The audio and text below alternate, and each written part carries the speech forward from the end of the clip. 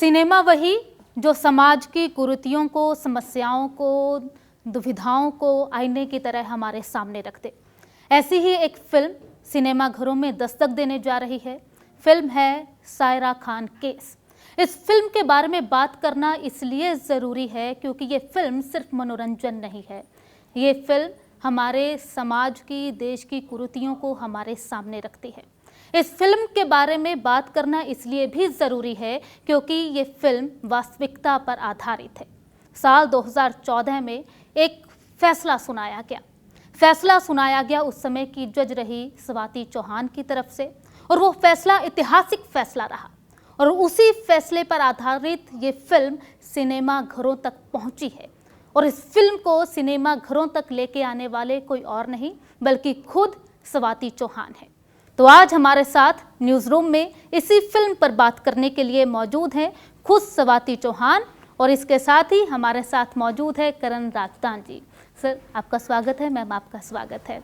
स्वाति चौहान, वही स्वाति चौहान जिन्होंने ये ऐतिहासिक फैसला सुनाया, वही स्वाति चौहान जो इस फैसले को सिनेमा तक लेके आए, वही स्वाति चौहान जो इस फिल्म के माध्यम से बॉलीवुड में डेब्यू कर गए।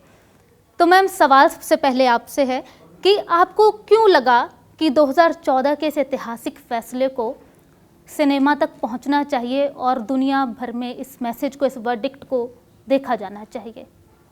मैंने एक जज बतौर 25 साल से भी ज़्यादा काम किया है और बहुत सारे जजमेंट पढ़े हैं, बहुत सारे केसेस डील किए हैं, पर्सनल लॉ के, सेक्युलर लॉ के, फैमिली कोर्ट में, स्पेशल कोर्ट में मैं स्पेशल जज भी रही हूँ। मैंने कभी नहीं देखा कि इस टाइप मैंने जो फैसला लिया था वैसा किसी ने पहले लिया हो। एक मान्यता है हमारे पास कि जैसे कोई मुस्लिम कम्युनिटी से आता है कोई बंदा, तो उसको 4 शादी जायज़ है। ये एक क्वेश्चनेबल इशू नहीं है, सबने मान लिया है कि 4 शादी मुस्लिम बंदे के लिए जायज़ हैं। तो ये जो केस था मेरे सामने जिस पे अभी जो फिल्म बनी है सायरा खान केस, उसमें ऐसा था कि वो जो महिला थी वो कोर्ट में गुहार लेकर आई थी कि मेरा पति दूसरी शादी कर रहा है और उसको रोका जाए। तो तब एक दिक्कत ऐसे हो गई थी कि अभी ये जो मुस्लिम कपल है उनको पर्सनल लॉ एप्लीकेबल करे, मुस्लिम लॉ एप्लीकेबल करे, या सेक्युलर लॉ जो हमारा कॉन्स्टिट्यूशन है और हमारे जो सेक्युलर लॉज हैं वो एप्लीकेबल करे। तो इसके अंदर कायदे भी पढ़े गए, कुरान भी पढ़ा गया कोर्ट में, इंटरप्रीट किया गया, उसके डेफिनेशंस समझे गए, सूरा निसा पढ़ा गया, समझा गया, उसके अर्थ जाने गए, आधा अधूरा नहीं पढ़ा गया, शुरू से लेके आखिरी तक पढ़ा गया। और फिर मैंने ऑर्डर किया था कि ये आदमी दूसरी शादी नहीं कर सकता है। तो शायद ये पहली बार कोई कोर्ट ने मुस्लिम बंदे को दूसरी शादी करने से रोका था। तो इसके ऊपर काफ़ी सारे चर्चा हुए थे, टॉक शोज़ हुए थे। तब ट्रिपल तलाक भी बैन नहीं था, ये 2014 की बात है। और जब ऐसा ऑर्डर हुआ था तो पाकिस्तान टाइम्स के फ्रंट पेज पे भी ये चर्चा हुआ था कि हिंदुस्तान में एक कोर्ट ने मुस्लिम बंदे को दूसरे शादी से मना कर दिया है, इंजंक्शन ऑर्डर पास किया है। तो ये इश्यू बहुत ही ज्वलंत है। आज के सिचुएशन में भी तलाक की बिद्दत बैन हो चुका है, मगर पर्सनल लॉ के अंदर ऐसे कई प्रकार के तलाक हैं जो कि उसका मिसयूज़ हो रहा है। कुछ केसेस अभी सुप्रीम कोर्ट में भी पेंडिंग है। तो हम ये बर्निंग इश्यू लेकर आए हैं सायरा खान केस में कि ये सब के ऊपर हमको कुछ करना चाहिए। तो जब कोई ऐसे फैसला, ऐतिहासिक फैसला सुना दे एक पक्ष को ध्यान में रखते हुए जो समाज में मान्य नहीं होता है खास तौर पे, तो चैलेंजिंग भी रहता है, दबाव होता है, समाज का प्रेशर होता है, समाज का होता है, सिस्टम का होता है, कलीग्स का होता है, करियर भी रहता है हमारा कि भाई ऐसा कुछ आउट ऑफ बॉक्स करने से कहीं कोई डैमेज ना हो जाए। मगर इन सब के ऊपर जस्टिस है। तो मुझे जो सही लगा, मुझे लगा कि इसमें जो न्याय होना चाहिए, वो चाहे जो भी उसके कॉन्सिक्वेंसेस होंगे, मैं तैयार हूँ वो चैलेंज फेस करने के लिए। मगर मुझे उस औरत को, उस महिला को न्याय देना है, चाहे उसके लिए मैं अपना करियर भी स्टेक पे लगा दूँ, अपना प्रमोशन भी लगा दूँ, या चाहे जो भी हो, जो करना है, जो सही है, जो न्यायिक तरीके से जो सही है वो होना है। तो मैंने वो फैसला लिया था तब। बहुत खूब। तो सर, मैं आपसे बात करना चाहूँगी और अपने दर्शकों को मैं ये भी बता दूं कि सर इस कहानी के, इस पूरी फिल्म के सहलेखन और सह निर्देशन भी है। आई एम राइट ना? तो सर कैसे मैम ये स्टोरी लेके आए और आप कैसे पूरा एग्री कर गए कि ये बनेगी स्टोरी और किस तरीके से लोगों तक पहुंचाई जाएगी? देखिए, मैं एक प्रोफेशनल स्क्रिप्ट राइटर हूँ। जैसे मैंने बताया कि दिलवाले दिल जले से लेकर आज तक मैंने करीब 31 फिल्में लिखी हैं, उनमें से कुछ डायरेक्ट की हैं। तो जब स्वाति जी लेके आई मेरे पास ये कहानी आरती राजदान मेरी वाइफ के थ्रू, तो मुझे समझ नहीं आया कि इसे as a screenplay writer मैं इसको ऐसे किस तरह तोड़ूं मरोड़ूं, ट्विस्ट्स एंड टर्न्स क्या हैं इसकी संभावना इस बीज में जो कहानी है। तो क्योंकि क्या होता है कि रियलिज्म तो हमारे इर्द गिर्द है, लेकिन जब वो 2 घंटे या 2.25 घंटे में बांधी जाती है और फिर एक अंधेरे थिएटर में दिखाई जाती है या OTT पे दिखाई जाती है, तो उसमें लोगों को बांध के रखना ये एक स्क्रीन प्ले राइटर का काम होता है। तो मैंने कुछ वक्त लगाया उस चीज़ को समझने में, क्योंकि बात नई थी और इनका ज्ञान पर्सनल लॉ को लेकर और ऑफ कोर्स हमारे सेक्युलर लॉ को लेकर बहुत ज़्यादा था। तो मैं भी क्या दौड़ रहा था ताकि मैं इनके साथ चल सकूं ताकि समझ रहा था कि भाई ये सब क्या है। बाद में हुआ क्या कि मुझे भी ये बात बहुत अरसे से परेशान करती है कि एक देश में 2 कानून क्यों होने चाहिए। होंगे, कई देशों में होंगे, लेकिन हमारे देश में क्यों होना चाहिए, ये मुझे लगता था।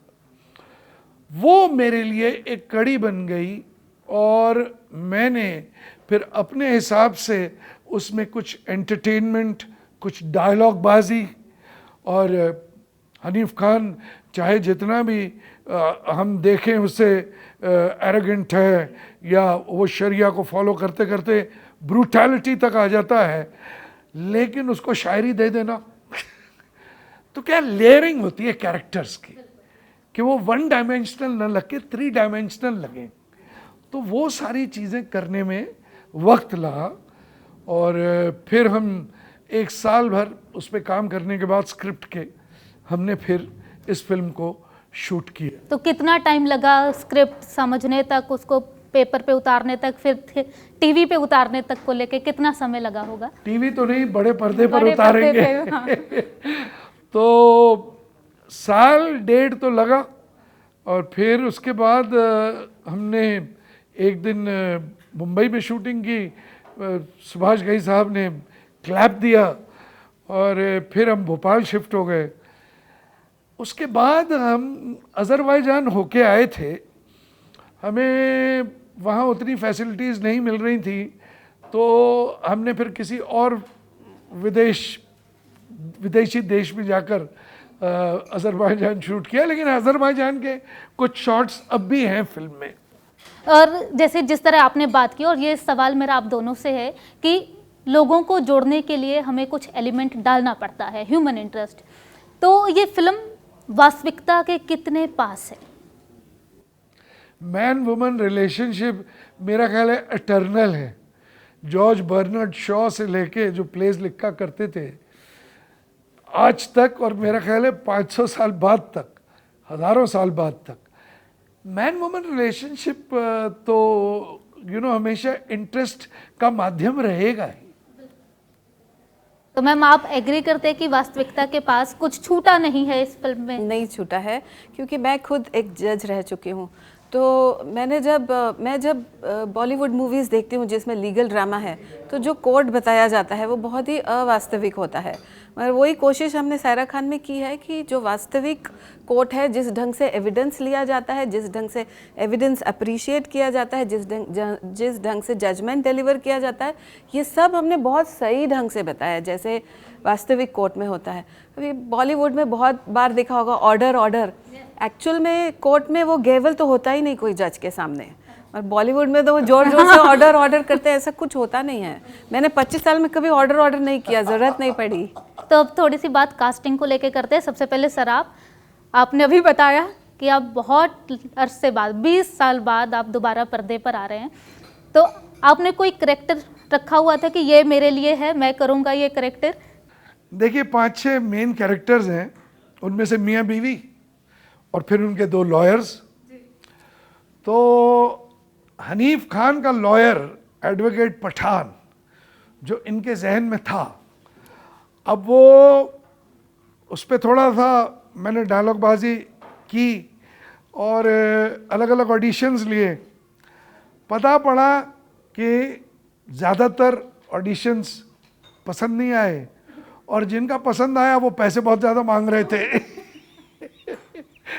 तो फिर ये मेरे कास्टिंग डायरेक्टर्स हैं सोहन ठाकुर और श्रद्धा ठाकुर, इन लोगों ने कहा कि सर पठान तो एक ही नज़र आता है, तो मैंने कहा तुरंत बताओ। तो उन्होंने 2 उंगली उठा ली। तो आप भी तैयार बैठे हुए थे?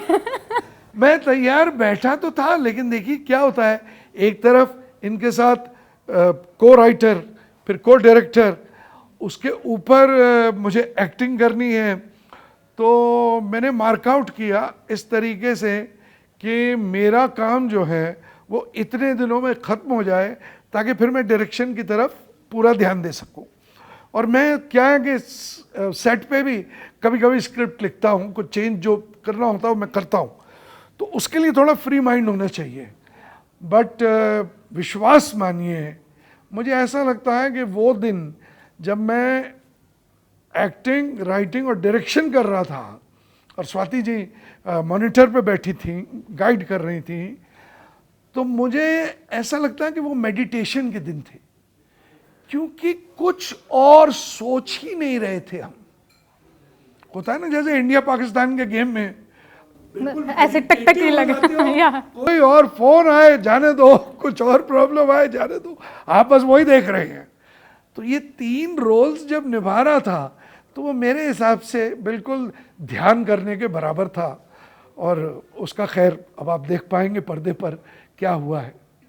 जब कोई ऐसी फिल्म बनती है, खास तौर पे जो सच्चाई पे रिलेटेड हो, रियलिस्टिक हो, तो उसमें चैलेंजेस बहुत ज़्यादा आते हैं, क्योंकि हाल ही में बहुत सारी फिल्में बनी हैं ऐसी। तो हमने दंगे देखे, भड़काऊ बयान भी देखे, सोसाइटी की एक्सेप्टेंस नहीं है। तो जब आप ये फिल्म लेके आए, आपने सोचा कि इसको इस तरीके से उतारा जाएगा, तो जहन में इस नुक्ते को लेकर कुछ था? 100% था, ऐसा नहीं कहूँगा कि नहीं था। वो तो जब भी आप किसी स्टैब्लिश्ड प्रथा को तोड़ने की कोशिश करते हैं या उसे एक अलग पहलू से दिखाने की कोशिश करते हैं, तो आपने पत्थर पानी में तो मार ही दिया, तो रिपल्स तो उठेंगे। तो ठीक है, हम उसकी तैयारी करके आए हैं। 2014 का ये फैसला, 2014 का फैसला और 2019 में 3 तलाक बैन हुआ। जब आप बतौर जज रहीं, और जज वाला नज़रिया कभी ख़त्म नहीं होता है ना, तो जब आज के सोसाइटी को आप देखते हैं, कोई सुधार है? ओवरऑल देखेंगे तो यस, थोड़ा बहुत है, क्योंकि बहुत सारे कायदे भी आए हैं। अभी हमारा पुराना जो इंडियन पीनल कोड है, क्रिमिनल प्रोसीजर कोड है, ये भी सब बदल चुका है, भारतीय न्याय संहिता आ गया है। तो डेवलपमेंट है, सुधार है। हमारी जो ज़रूरत है उसका हम आंसर देने का कोशिश कर रहे हैं। 2012 में जब दिल्ली में एक बहुत ही गैंग रेप की घटना हुई थी, तो उसके बाद भी कायदे में बहुत सारा सुधार हमने देखा कि ऐसा ना हो, प्रिवेंटिव मेजर्स अभी लिए जा रहे हैं। मगर अभी बहुत सारा काम बाकी है। हम सिर्फ टिप ऑफ आइसबर्ग जितना कर चुके हैं, अभी तो हमको बहुत सारा कुछ करना बाकी है। तो सर, बोलते हैं ना कि फिल्म बनना अलग बात है, उसके सफ़र से गुजरना अलग बात है। तो उस सफ़र के बारे में ज़रूर बताइए, कैसी आपकी बॉन्डिंग, ट्यूनिंग अपनी पूरी टीम के साथ, कुछ इंटरेस्टिंग। एक बार, क्योंकि क्या है, मेरी टीम प्रोडक्शन भी संभाल रही थी, तो एक बार कहीं हम भोपाल में शूटिंग कर रहे थे, तो वहाँ जो सारा खान का रोल कर रही हैं पूनम, और आराधना जो उसके लॉयर का रोल कर रही हैं, उनको वैनिटी वैन चाहिए थी। और मुझे लग रहा था कि हम थोड़ा ओवर बजट जा रहे हैं, तो मैंने कहा कि नहीं, इस फलां होटल को यूज़ कर लीजिए, ये कर लीजिए, वो कर लीजिए। तो अगले दिन उस बात को लेके बड़ा झगड़ा हुआ और दोनों लड़कियों ने जो है कहना था वो कहा, फिर मैं गुस्से हो गया। और आज हम इन सारी बातों को सोचकर हंसते हैं, क्योंकि जो पर्दे पर आया है वो इतना खूबसूरत है और वो इतनी बात सच्ची लगती है, और परफॉर्मेंसेस इन दोनों ही लड़कियों के इतने कमाल के हैं कि एंड रिजल्ट जब खूबसूरत होता है तो बाकी सारी बातों पर हंसा जा सकता है कि देखो कभी हम लड़े थे उस दिन। बिल्कुल बिल्कुल, ये तो है। तो एक बार आखिरी सवाल कि ये फिल्म सिर्फ मल्टीपल मैरिज को चैलेंज कर रही है कि और भी कई मुद्दे हैं इस फिल्म के अंदर जो छोटे छोटे होते हैं ना? बहुत सारे मुद्दे हैं, बहुत सारे हैं, बहुत जो आपको फिल्म देखने के बाद समझ में आ जाएंगे। ठीक, थैंक यू सो मच और ऑल द बेस्ट। तो ये थे हमारे साथ मेहमान स्वाति चौहान जी और करण राजदान जी। तो अगर आप समाज को एक क्रिटिकल नज़रिए से देखते हैं या फिर देखना चाहते हैं, सोसाइटी को समझना चाहते हैं, कुछ मुद्दों को परखना चाहते हैं, तो 10 अक्टूबर को ये फिल्म सिनेमा घरों में आ रही है। जाइए, देखिए और रिव्यू ज़रूर दीजिए।